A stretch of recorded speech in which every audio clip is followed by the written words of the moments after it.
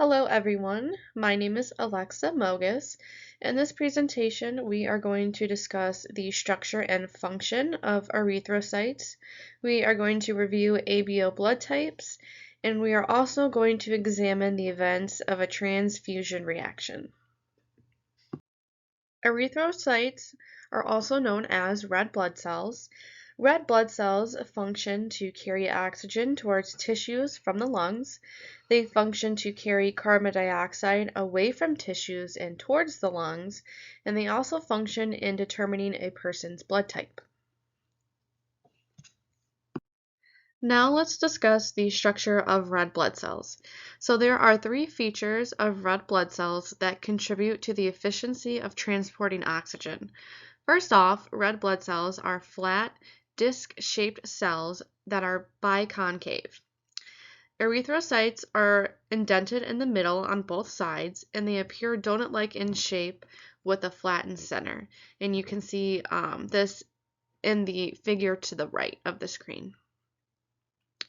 A biconcave shape provides a larger surface area for diffusion of oxygen from the plasma across the membrane into the erythrocyte.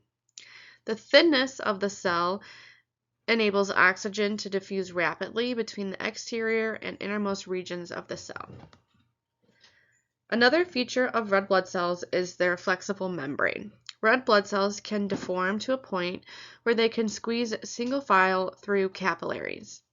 Red blood cells can travel through the narrow capillaries to deliver their oxygen cargo at the tissue level. The third feature of erythrocytes are hemoglobin. So hemoglobin is a protein found in red blood cells that is responsible for transporting oxygen. The hemoglobin molecule has two parts. It has a globin portion and heme groups. So the globin portion is a protein made up of 4 highly folded polypeptide chains. There are 2 alpha subunits and 2 beta subunits, and you can see that also on the image to the right here. And then there are the heme groups. There are 4 heme groups that contain iron. So they are non-protein groups, and each heme group is bound to one of the polypeptides. And you can also see that in the picture here. Furthermore, each of the 4 iron-containing atoms can combine reversibly with one molecule of oxygen.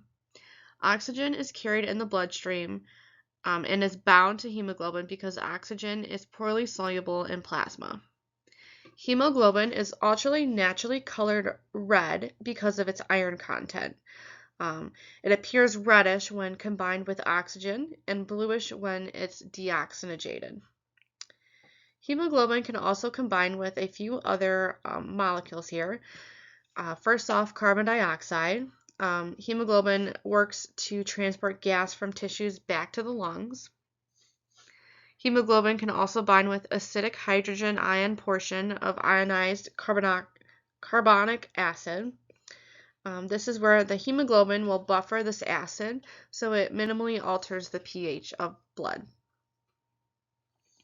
Hemoglobin also binds with carbon monoxide. This gas is normally not found in blood. However, when it is inhaled, it occupies the oxygen binding sites of hemoglobin, causing carbon monoxide poisoning. Finally, hemoglobin can also bind with nitric oxide. Nitric oxide is a vasodilator that binds to hemoglobin. Vasodilation helps ensure that oxygen-rich blood is brought to tissues in the body and also helps to stabilize blood pressure. Next, we are going to talk about erythropoiesis. So this is the production of red blood cells. Red blood cells cannot divide to replenish numbers, so the old ruptured cells need to be replaced by new cells. Red blood cells are produced in an erythrocyte factory, also known as the bone marrow. The bone marrow is a soft, highly cellular tissue that fills internal cavities of bones. And again, this is the site where erythrocytes are made. So there are a few major steps into the production of erythrocytes.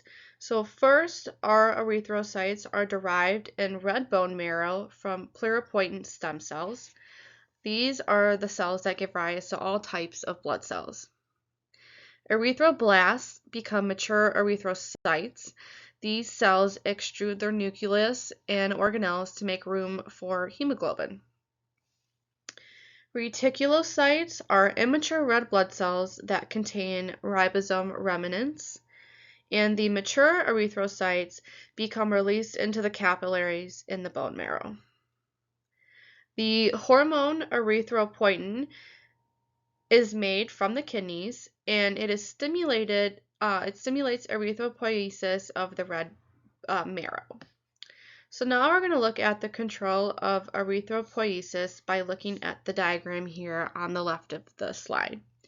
So first off, the kidneys will detect reduced oxygen carrying capacity. This initiates erythropoietin to be secreted into the bloodstream, and this is when less oxygen is delivered to the kidneys. Erythropoietin will stimulate erythropoiesis by the red bone marrow here at 0.3 on the figure. And then at 0.4 here, there will be additional erythrocytes that increase oxygen carrying capacity of blood. And finally, at the fifth portion of the figure here, increased oxygen carrying capacity will relieve the initial stimulus that triggered erythropoietin secretion.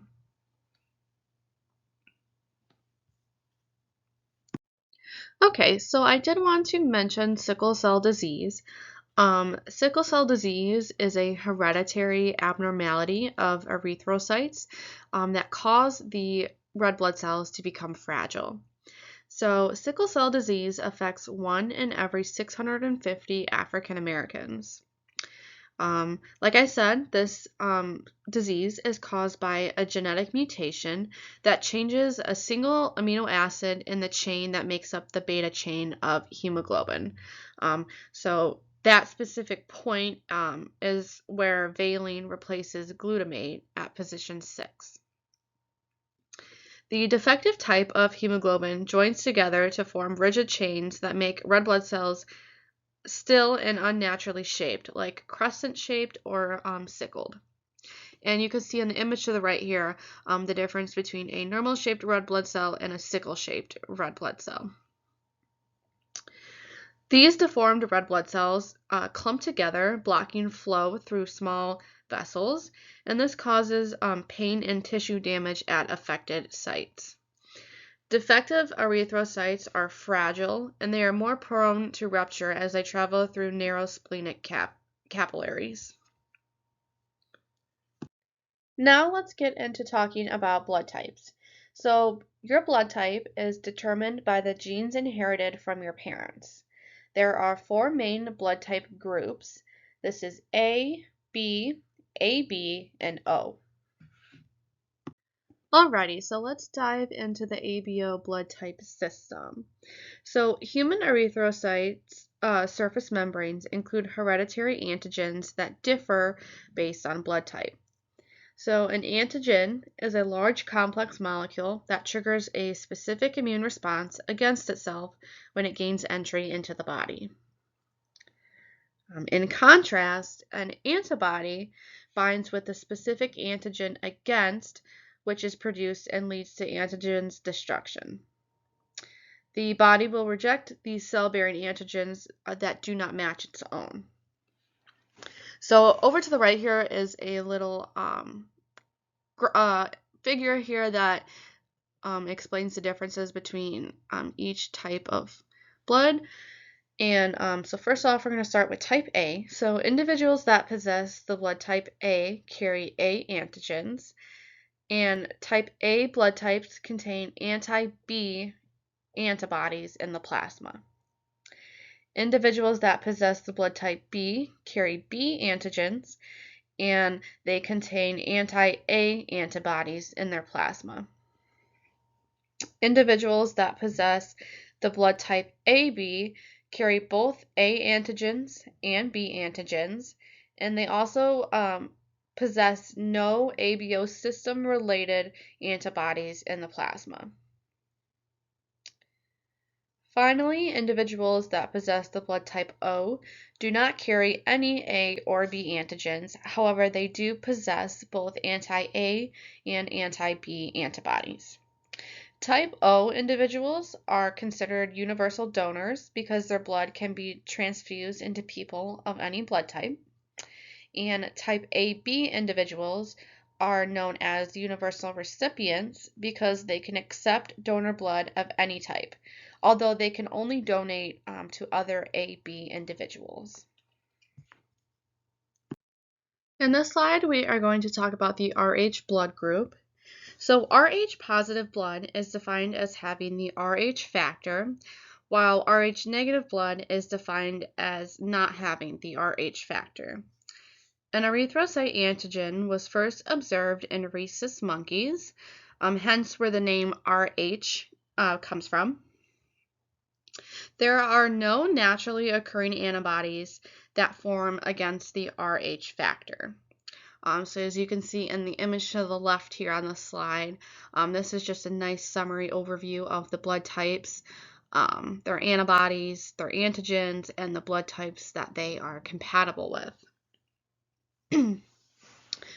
Only Rh negative individuals may create anti-Rh antibodies when exposed to the foreign Rh antigen found in Rh positive blood.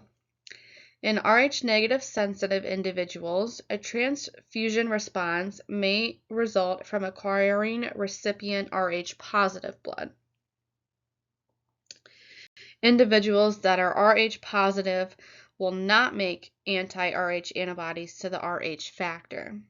Therefore, Rh positive individuals can safely receive either Rh negative or Rh positive transfusions, while those that are Rh negative can only receive Rh negative blood. Okay, so now we're going to dive into blood transfusion reactions. So a blood transfusion procedure occurs where donated blood is given to a recipient intravenously. In this slide, we are going to talk about the process on what occurs during a transfusion reaction. So in the image to the left here, it displays what will happen when type B blood is transfused into a recipient with type A blood. So there are two antigen-antibody interactions that occur when recipients of incompatible blood are administered. The most detrimental effects result from the antibodies in the recipient's plasma on the incoming donor erythrocytes. Okay, so the destruction of red blood cells may cause agglutination or hemolysis due to an antigen-antibody reaction. A deadly transfusion response can result from clumping or lysis of the antibodies by the recipient's plasma. One of the most severe consequences of mismatched transfusions is severe renal failure. Renal failure is caused by the release of copious amounts of hemoglobin from cleaved donor erythrocytes. It affects urine-forming processes due to an exceeded threshold level. And then just to conclude this presentation, I wanted to provide a follow-up example related to blood. So my blood type is O negative. I am considered a universal donor because I do not possess any A or B red blood cell surface antigens. Also, my erythrocytes cannot be attacked by either anti-A or anti-B antibodies. I'm only able to be a recipient of type O blood because the anti-A and anti-B antibodies in my plasma will attack A or B antigens of incoming blood. In addition, if I needed a blood transfusion, I can only be given Rh negative blood because of my ability to produce antibodies to the Rh factor.